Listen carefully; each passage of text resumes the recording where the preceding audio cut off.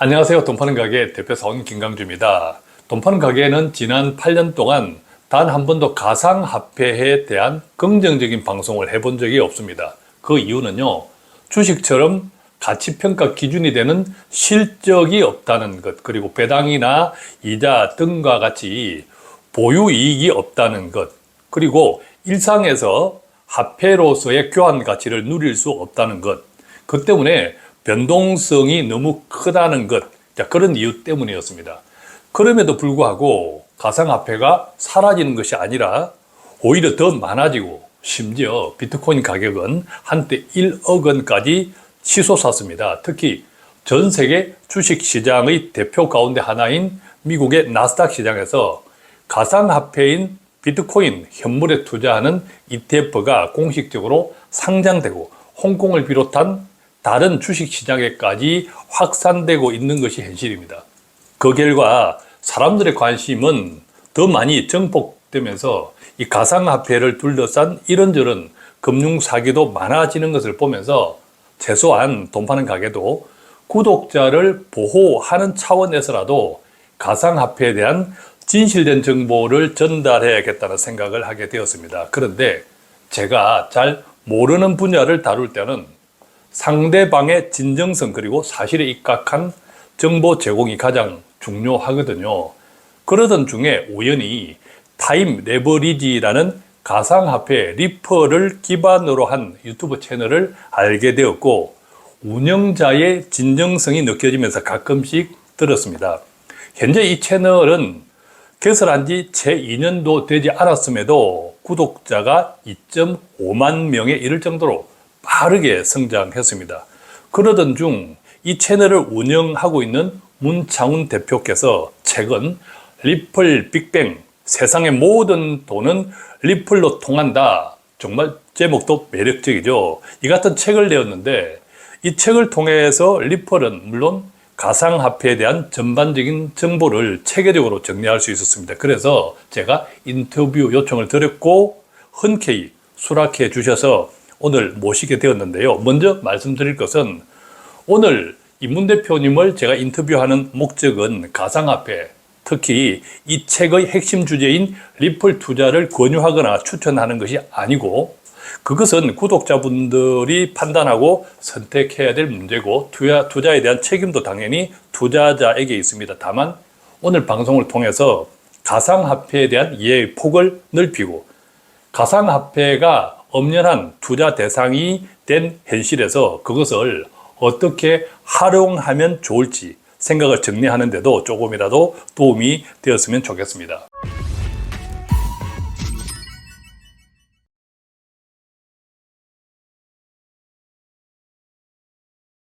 안녕하세요, 문 대표님. 네, 안녕하십니까. 네. 오늘 인터뷰에 응해 주셔서 감사드리고요. 네. 우선 간단히 본인 소개 부탁드립니다. 반갑습니다. 저는 타임 레버리지라는 채널을 운영하고 있고요. 최근에 리플 빅뱅이라는 책을 출간한 문창훈이라고 합니다. 이렇게 초대해 주셔서 대단히 감사드린다는 말씀 전달드리겠습니다. 우리 문 대표님은 아주 건금성실한 직장인이기도 해요, 그죠? 예, 맞습니다. 그 네. 점도 제가 매력을 느낀 포인트였습니다. 감사합니다.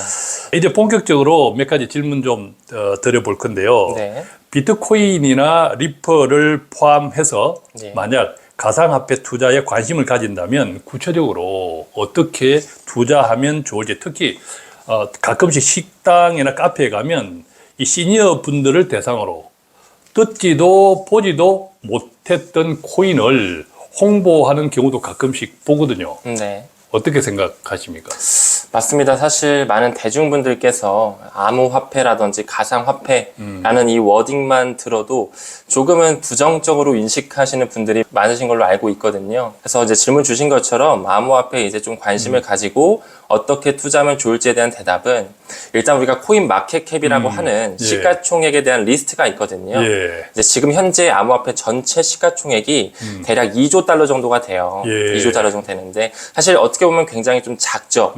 애플 하나의 시가총액이 3조 달러가 넘어가는데 암호화폐 전체 시가총액이 2조 달러밖에 안 된다라는 것은 예. 이제 막 이제 태어나는 그런 하나의 시장이라고 볼 수 있는데, 예.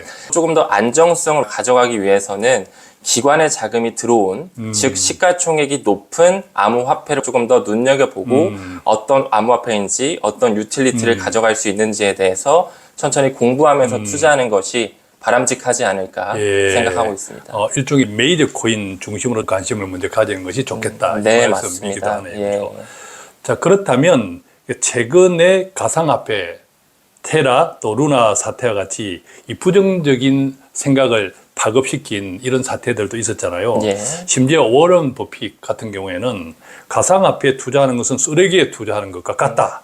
자, 그렇게 말하기도 했는데, 그렇다면 실제로 가상화폐가 금융시장에서 어떤 기능을 하고 있나요? 네.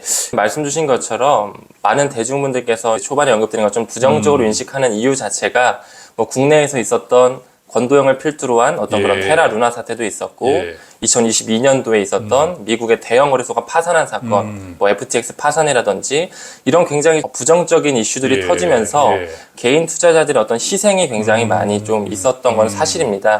그렇지만 이제 갈수록 ETF라는 자산군도 지금 계속 나오고 있고 저 같은 경우는 지금 XRP에 대해서 지금 가치 투자를 지향하면서 단기적으로 투자하는 것이 아닌 중장기적인 안목을 가지고 지금 길게 투자하고 있는데 대표님께서 말씀해 주셨던 워렌 버핏이라는 한 인물이 굉장히 유명한 인물이잖아요. 근데 그분께서 물론 비트코인에 대해서 뭐 쓰레기다, 뭐 정말로 비트코인에 투자하는 것은 어리석다, 이런 식으로 저도 그런 기사를 접했었어요. 근데 실제로 공부를 하다 보니까 워렌 버핏이 이끌고 있는 버크셔 해서웨이라는 투자 금융회사가 있고 그 회사가 보니까 브라질에 있는 누뱅크라고 하는 핀테크 대형 기업에 투자를 하고 있거든요. 근데 그 누뱅크가 리플렛의 회원입니다. 리플과 연관성을 가지고 있고 또한 실제로 리플의 공식 홈페이지에 들어가게 되면 워렌 버핏 버크셔 해서웨이가 대형 주주로 있는 뱅크 오브 아메리카 있잖아요.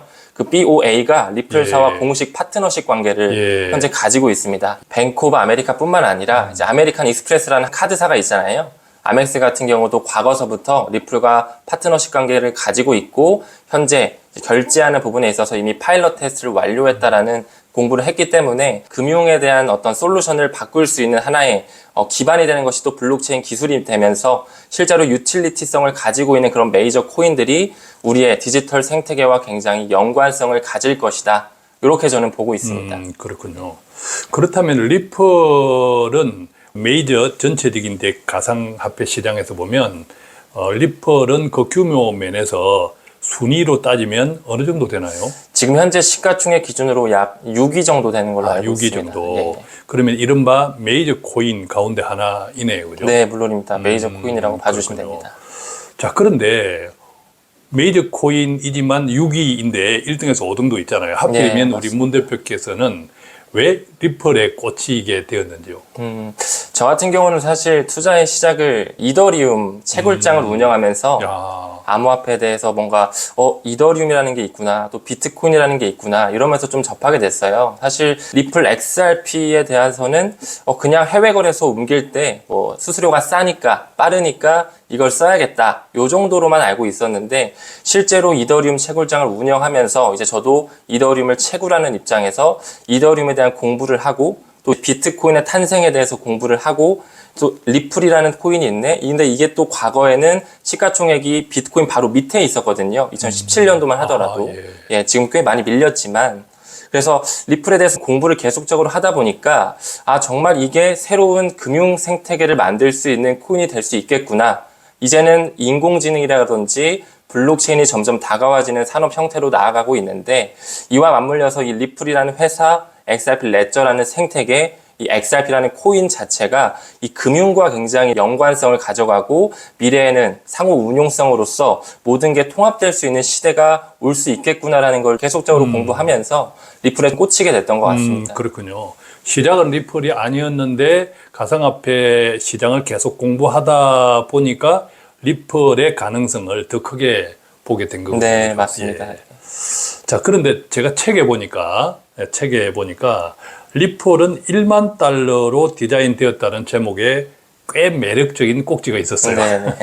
1만 달러면 지금 원화로 한 1,300만 원 정도인데 오늘 현재 리플 가격은 800원도 안 되더라고요. 맞습니다. 자, 그렇다면 무려 1000배 이상이잖아요. 1000배 네. 이상인데, 자, 이 같은 내용은 물론 이거니와 또 책에 보면 리플과 미국 정권거래위원회의 소송에 대한 이야기 또 결말뿐만 아니라 리플 가격이 앞서 말씀드렸던 대로 한때 비트코인 바로 아래에 있었다. 네. 그때 보면 원화 기준으로 한 5,000원에 육박했었는데 맞습니다. 예. 지금은 또 1,000원 이하로 그때 가격에 비하면 폭락했고 그 이후로 오르지 않았더라고요. 맞습니다. 그 원인을 책에서 보면 전 세계 금융을 장악하고 있는 기득권 세력들이 의도적으로 가격을 누르고 있기 때문이라고 했습니다. 그래서 이런 내용들을 종합적으로 제가 볼 때는 어쩌면 리플의 미래 비전에 대해서 문 대표님의 내피셜,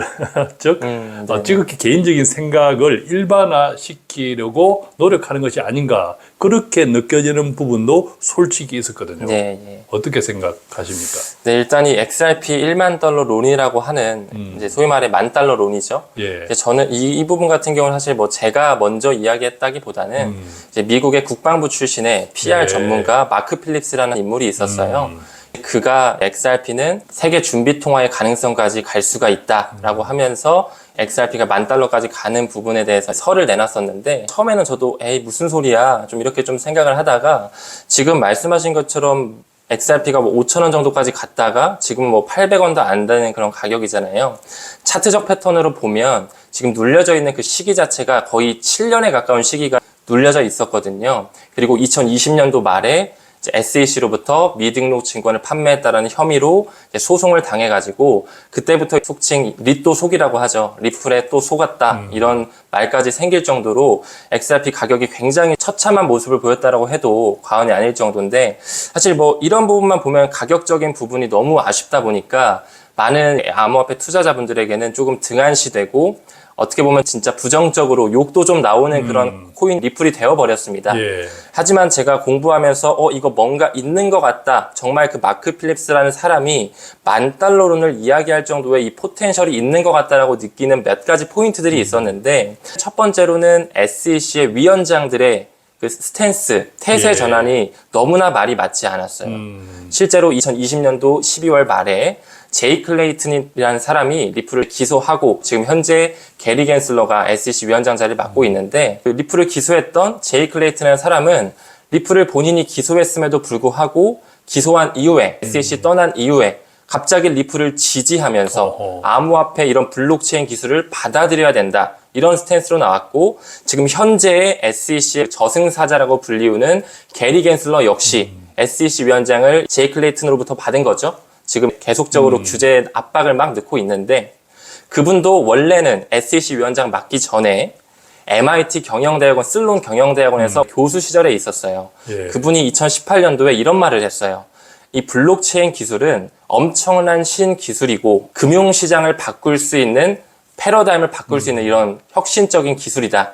이런 얘기를 했던 사람이 갑자기 SEC 위원장을 안고 나서 블록체인은 모두 다 쓰레기다. 블록체인은 비트코인 빼고는 다 증권이다라고 하면서 그들끼리 횡포를 시작한 거죠. 그래서 뭔가 이런 위원장들의 어떤 태세 전환도 좀 뭔가 좀 이거는 아니다라고 생각을 했었고 그뿐만 아니라 리플사가 어쨌든 2020년 말부터 미등록 증권을 판매했다는 혐의로 이제 쭉 깔아앉은 거잖아요. 어떻게 보면은 뼈도 못 추리는 상황을 맞닥뜨린 건데 리플의 회장 크리스 라슨이라는 사람이 있어요. 그 사람이 스위프트의 연례 컨퍼런스 행사 시보스라는 행사에 연설을 했던 이력도 있고요.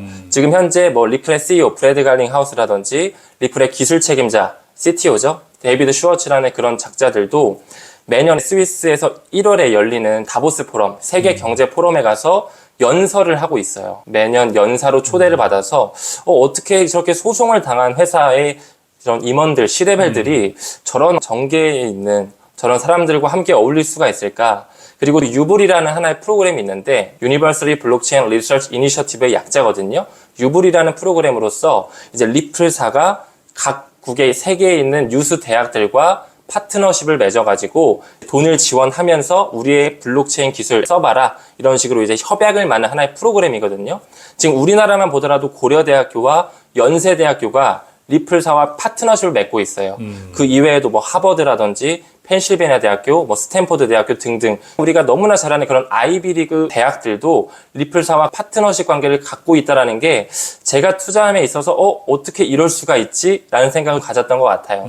그리고 마지막으로 한 가지 더 말씀드리고 싶은 거는 연준과의 뭔가 유착관계 혹은 뭐 세계 경제 포럼이라든지 뭔가 스위프트라든지 뭐 미국의 재무부라든지 이런 고위급 인사들과의 커뮤니케이션이 있는 것처럼 느껴지는 그런 뭔가 자리 바꿈 형태가 좀 있었다라는 거거든요.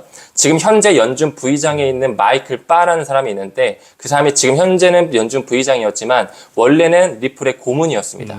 그리고 이 로사 리오스라는 사람이 있는데 그분은 재무부 장관이었어요. 원래 오바마 정부 때 재무부 장관이었던 로사 리오스가 지금 현재는 리플사에 합류해 있습니다. 이런 고위급 임원들의 자리 바꿈을 보면서 이 회사 뭔가 있다.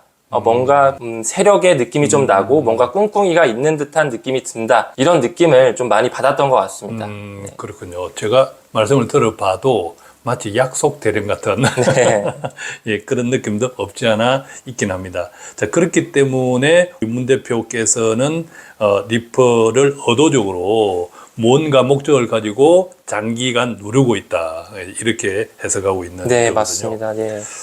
자, 리플은요, 책에 보면 초기 발행량이 1,000억 개로 고정되어 있다고 했습니다. 네. 또 그 가운데 절반이 넘는 550억 개가 에스크로 물량으로 사실상 묶여 있다고도 했습니다. 네. 그런데 이것을 이용해서 에스크로 물량을 이용해서 리플 가격을 누군가가 의도적으로 조작할 가능성은 없을까요? 그 결과 투자자들은 소위 리또 속, 리플에 쏙는 일은 없을까요? 일단 말씀하신 것처럼 리플사는 2017년 말에 총 발행량 1,000억 개 중의 물량에서 55%인 550개의 물량을 이제 에스크로 물량이라고 하는 잠금 장치 락업을 해둡니다. 그 이후에 그 550억 개를 매월 10억 개씩 은행에게 판매 또는 대여를 함으로써 예. 너희들이 한번 우리 리플의 어떤 솔루션이라든지 우리가 고안한 페이먼트 서비스를 써봐 대여 또는 판매를 하는데요. 지금 현재 계속적으로 그런 에스크로 물량이 소각되고 은행들에게 판매가 돼가지고 지금 현재는 400억 개 이하 남아있는 상황입니다. 그리고 실제로 리플을 활용한 트랜잭션이 계속 일어나고 있기 때문에 즉 리플사에서 고안한 ODL이라고 하는 그런 플랫폼이 지금 활성화되고 있기 때문에 계속 XRP가 실시간으로 소각이 되고 있어요. 네, 그렇기 때문에 지금 현재 약 1280만 개 정도는 실제로 소각이 됐습니다. 이 부분은 예. XRP 스캔에서 확인할 수 있거든요. 에스크로 물량의 명분 자체는 안전한 매매 보호 서비스를 위함이다 라는 게 리플사의 입장이에요. 어느 정도 XRP를 은행들도 좀 가지고 있어야 거래가 원활하게 이루어질 수 있기 때문에 우리가 10억 개씩 판매할게 이게 리플사의 공식 스탠스지만 저는 개인적으로 공부를 하면서 무언가 이 에스크로 물량을 활용해서 그들이 FM적으로 은행한테 판매하고 대여할 수도 있겠지만 그 세력들이라고 하는 그 글로벌 리스트들 빅4 자산 운용사라고 저는 표현을 하거든요. 블랙록이라든지 뱅가드, 뭐 스테이트 스트리트과 같은 이런 자산 운용사들이 뭔가 이 리플을 조금 뒤에서는 매집하고 있지 않을까 혹은 리플의 가격을 일부러 떨어뜨리기 위해서 매도 물량을 만들지 않을까라는 생각을 개인적으로 좀 하고 있습니다. 하지만 이 부분에 대한 어떤 구체적인 어떤 정확한 에비던스는 없고요. 이 부분은 그냥 저의 내피셜이라고 봐주시면 좋을 것 같습니다. 자, 그렇다면 책 145페이지에 이제 보니까는요, 프라이빗 블록체인 기술에 리플은 기반하고 있다. 네. 또한 이 프라이빗 블록체인 기술을 이용하기 때문에 하드 포크가 불가능하고 되어 있어요. 네. 따라서 비트코인처럼 이 드랍 단위로 쪼개질 수 있도록 만들어졌다고 했는데, 자, 이것은 어떻게 다른가요? 그러니까 하드 포크가 불가능하다고 했다는 것. 그런데 비트코인처럼 드랍 단위로 쪼개질 수 있도록 만들어졌다는 것. 이것은 서로 어떻게 다른 말입니까? 네. 비트코인은 소위 하위 단위라는 게 있어요. 하위 단위. 이제 리플의 하위 단위가 드랍이라는 단위고요. 아하. 비트코인의 하위 단위가 사토시라는 단위입니다. 사토시 나카모토가 만들었다고 해서 사토시 단위를 가지고 있는데 예. 단위는 1억 분의 1 등분이고요. 리플 같은 경우는 드랍 단위로서 쪼개질 수 있는 하위 단위를 가지고 있는데 그 단위 자체는 숫자 자체는 100만 분의 1로 쪼개질 수 있게끔 설계가 되어 있습니다. 우리가 흔히 말하는 그런 메이저 코인 중에 이런 하위 단위를 가지고 있는 코인은 비트코인 이런 사토시 단위 그리고 라이트코인이라고 있어요. 디지털 은으로 불리는 코인인데 이거는 라토시 단위가 또 있습니다. 라토시 단위가 있고 또 XRP가 이렇게 드랍 단위라고 해서 100만 분의 1로 쪼개지는 그런 단위가 있습니다. 예. 제가 이렇게 말씀만 압축해서 들어도 잘 이해 안 되는 부분이 있는데 네. 이런 것들은 책을 통해서 조금 구체적으로 이해하는 시간 가지면 좋겠고요. 예, 예. 자, 책에서 보면요.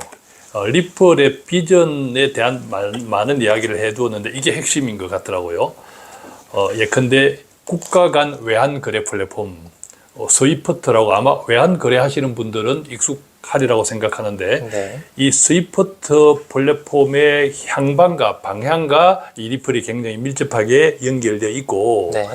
이 스위프트 플랫폼의 핵심 버전이 ISO 20022 이것의 공식적인 서막이 내년 그러니까 2025년 11월로 명시되어 있었습니다.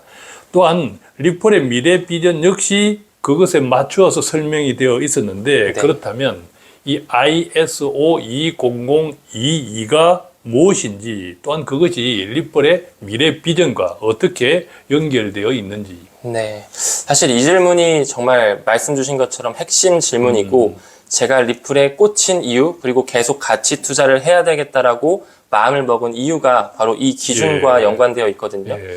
우리가 ISO라고 하면 각국의 여러 가지 국가들이 갖는 표준이 다 다르잖아요. 예. 그러면 뭐 콘센트만 하더라도 다 뭐 220V 쓰냐 110V 쓰냐 다 다른데 하나의 표준을 만들어내는 그런 기구가 ISO라는 기구거든요. 근데 금융에서 활용되는 코드들이 있는데 과거에는 뭐 7775 그리고 뭐 15022 이제 말씀 주신 내년 11월까지는 ISO 20022라고 하는 그 기준이 모두 공존하는 시기가 스위프트의 공식 홈페이지에 게재가 되어 있습니다.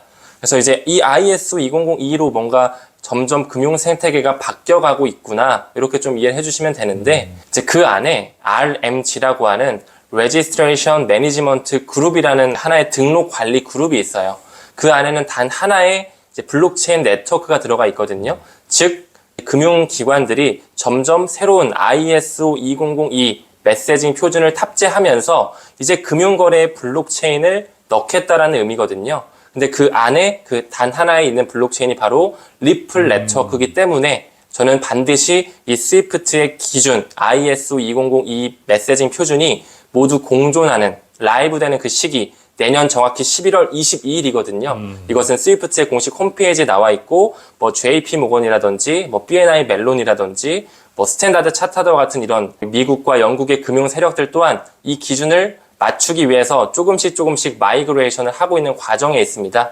그렇기 때문에 저는 이제 슬슬 이 스위프트 전 세계 모든 송금망이 XRP로 통할 수밖에 없는 시기 이제 스테이블 코인도 왕성하게 활성화가 될 것이고 더 먼 미래에는 이제 CBDC가 완전히 활성화되는 시대가 올 거라고 보고 있는데 거기서의 그 기관용 CBDC의 유틸리티 코인으로서 활용되는 코인은 여기 ISO 2002 RMG 그룹이라고 하는 등록 관리 그룹에 나와 있는 리플렛이 차지하게 될 것이다 라고 보고 있는 게 저의 의견입니다. 그렇군요. 조금 편안한 질문 하나 드리겠습니다. 예. 리플을 포함한 가상화폐, 이 가상화폐도 은행 예금처럼 네네네. 거래소에 맡겨두고 이자를 받을 수 있는 스테이킹이라는 제도가 있다고 들었습니다. 그렇다면 이 스테이킹 가상화폐를 거래소에 맡겨놓고 이자를 받는 이것이 모든 가상화폐가 가능한지 또한 모든 거래소에서 스테이킹을 이용할 수 있는지. 일단은 답변부터 드리면 아니오고요. 네, 아니요. 모든 코인이 스테이킹이 되는 것은 아니고 이제 POS라고 해서 예. Proof of Stake 기반의 코인들만 스테이킹이 가능하게끔 예. 운용이 되는 겁니다. 예, 그럼 그것도 리플도 거기에 포함되어 있는. 리플은 POS 기반이 아니기 때문에 네, 이론적으로는 되지는 않습니다. 그래서 예시를 좀 드리자면 뭐 이더리움이라든지 뭐 솔라나라든지 네. 네, 뭐 에이다라든지 뭐 예. 폴리곤과 같은 이런 POS 기반의 이런 코인들은 스테이킹이 가능합니다. 비트코인도 되나요? 비트코인은 안 됩니다. 아, 비트코인도 안 되고. 비트코인은 POW 기반이기 때문에. 비트코인, 리플은 안 되네, 그죠? 네, 맞습니다. 예. 또한 모든 거래소에도 스테이킹을 다 서비스하고 있나요? 그거는 이제 거래소마다 조금씩 상이하게 다릅니다. 그렇군요. 네. 거래소에 알아봐야 되는 문제네. 일단은 그 재단에서 스테이킹을 하는지를 먼저 보고 네. 그 거래소에서 이 스테이킹 상품을 출시를 해서 운용하는지를 보는 거죠. 예, 그렇군요. 그렇습니다. 리플 비트코인은 안 되고 네, 또 되는 것들도 있고 이러네요. 네, 맞습니다. 자, 오늘 우리 문 대표님이랑 여러 가지 긴 시간 동안 많은 이야기를 나누었는데 네. 뭐 다른 궁금한 내용들은 또 오늘 질문과 답변을 통해서 잘 이해가 안 되는 부분이 있다고 하면 자, 그것들도 뭐 책을 통해서 참고해 보시고 자, 마지막으로 네. 저희 돈 파는 가게 구독자분들에게 꼭 해주고 싶은 말이 있다면 네.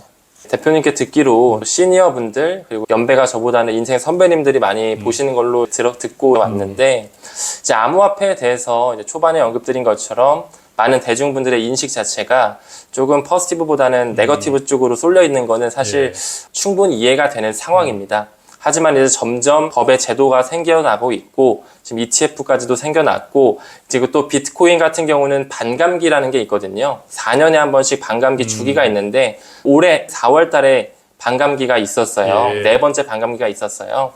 근데 항상 역사적 패턴을 봤을 때 그 반감기 이후 6에서 8개월 있다가 불장 사이클이 왔었습니다. 근데 그때 시기가 마침 또 미국의 대선 시기와 항상 이렇게 겹치게끔 되어 있거든요. 그래서 저는 개인적으로 올해 4분기 이제 10월달 시작되면서 그리고 내년 1분기까지는 암호화폐 시장 자체가 조금 호황을 띠지 않을까라는 생각을 좀 가지고 있습니다. 그래서 여러분들께서도 한번 암호화폐에 대한 투자를 눈여겨봐 주시면 좋을 것 같고 초반에 언급드린 것처럼 좀 웬만하면 메이저 코인들 뭐 비트코인, 이더리움, 리플 이런 메이저 코인들을 필두로 해서 한번 공부해 보시면 투자에도 좋은 도움이 되지 않을까라는 개인적인 생각을 전달드려보고 싶습니다. 예.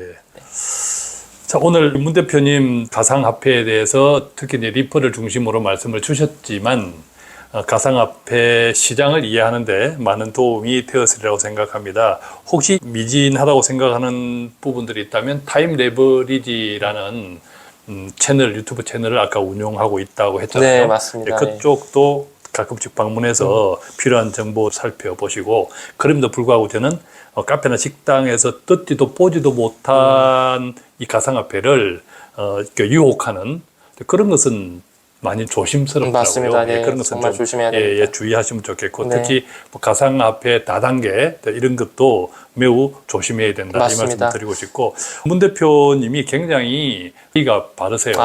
그래서 원래는 여름이잖아요. 노타이로 편하게 방송해도 된다라고 했는데 굳이 돈 파는 가게 구독자분들이 인생의 선배님들이 많다는 이야기를 듣고 굳이 정장에 또 넥타이까지 고집해서 네, 땀을 뻘뻘 흘리면서 예, 방송을 했습니다. 그만큼 정말 이렇게 성실한 청년이기도 합니다. 자, 오늘 방송이 여러분들의 가상화폐 이해를 하고 투자의 폭을 넓히는데 조금이라도 도움이 되었기를 바라고 함께 해주신 문 대표님께도 감사드립니다. 마치겠습니다. 고맙습니다.